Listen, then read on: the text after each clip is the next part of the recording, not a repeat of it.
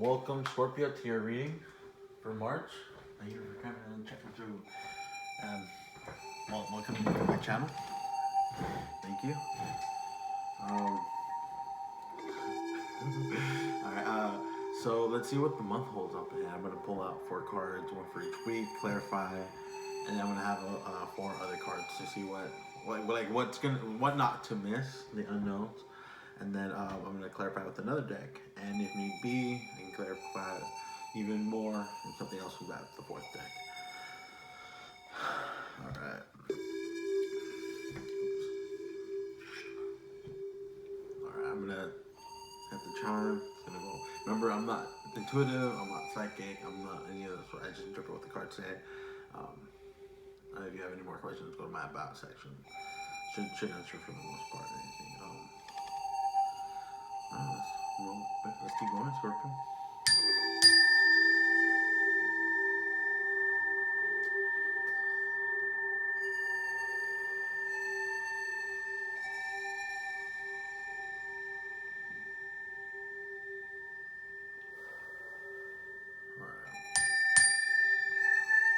It sounds really cool. This sounds really nice. I really like this charm. It always helps center myself. Alright. There we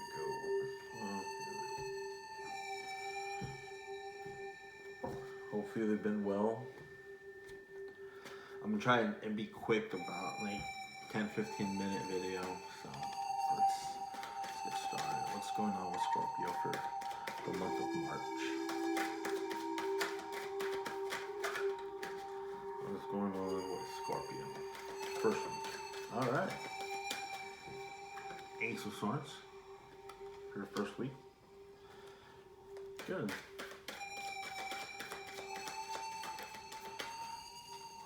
Something's starting.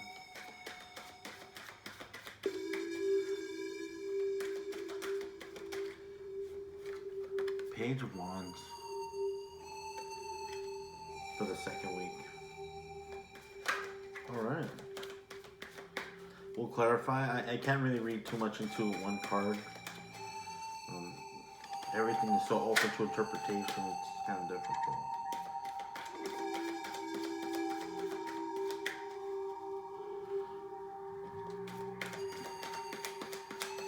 One more card for the third week. Yeah,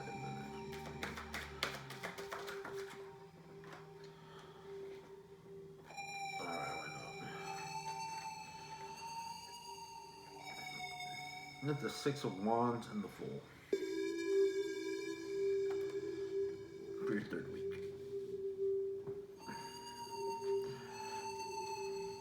So what's going on with the 4th week?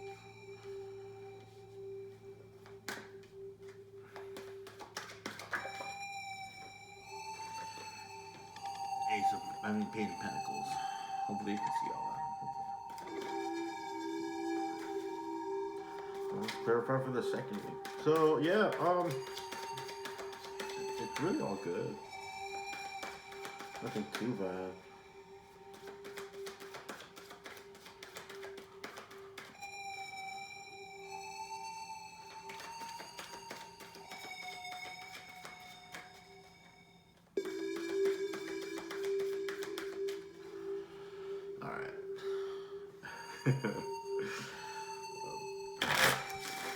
See, I'm not too worried about the 3. You actually got a pretty good spread.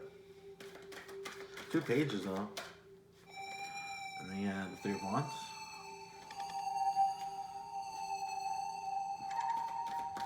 Clarifying the Ace of Swords. Maybe you're finalizing plans.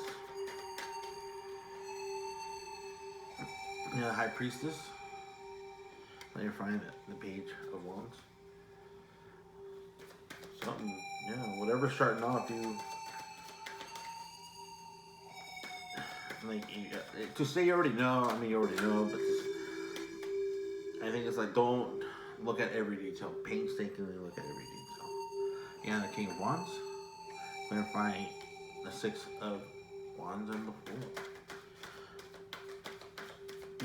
I guess in this sense, it'd be logical, be rational, use your mental activity, I'm not sure, something that use your mind. over this situation right now. And you have the Hermit clarifying the Page of Pentacles. So, three, like if you personify, three people came out right here.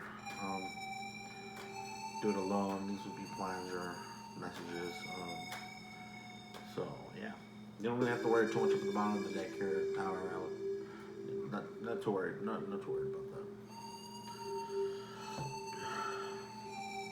All right, and then we're gonna go with unknowns, like what you shouldn't miss or what remember, what not to forget. And if they come up face down, I'll put them face down, and then I'll show the cards at the end of the read, near the end of the reading. And if they show up face up, I'll put them face up. For the first week. Yeah, I think being like the King of Swords and mental, not necessarily. I don't want to say gender, more yin than yang, right? But having that kind of attitude would really benefit you. I know I need to get my vocabulary.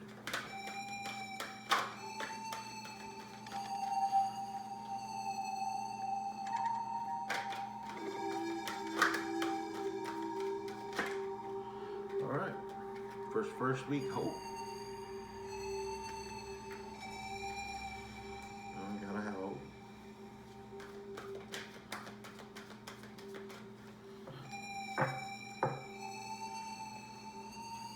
Too many cards.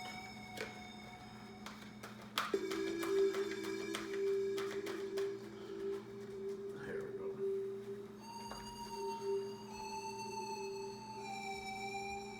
Yeah.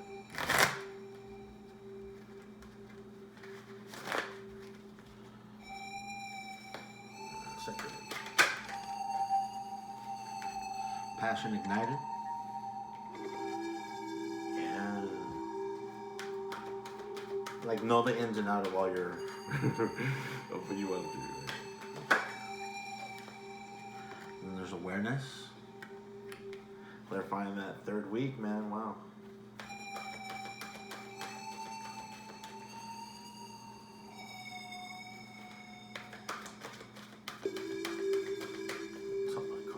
Last week. Too many cards right there.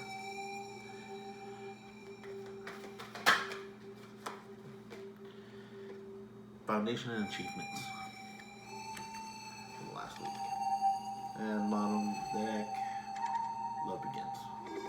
I'm not reading too much into that right now. Oh, again, I had already pre-shuffled all the cards. But I'll do one last shuffle here. So yeah, you gotta be hopeful that for that first week. When something's going on with you. Passion ignited. Yeah, with the Page and High Priestess definitely. And you have Six of Wands on the full as a King of Swords and awareness. Yeah, self-aware. Be self-aware above all else, I think. And that Page of Pentacles is about that foundation and achievements, which I personally think can only be really attained through the discipline and sacrifice and strength and endeavor and all that of the self. Like you're doing it for yourself, not for anybody else or for any other reason. Unless it pertains to the self, right? All right. So let's clarify. I personally think that's all. What I've read about tends to say. Ace of Swords. Yeah. And this is the Page of Swords. So that's pretty good. Seven of Pentacles. Page of Wands. The Six of Cups. With clarifying the Six of Wands and the Fool, number 6. And then Eight of Swords. Clarifying this Page of Pentacles.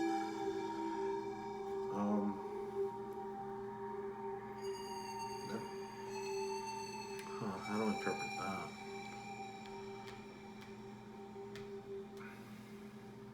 Give me a sec. Let me see what these cards say. Then the Knight of Wands.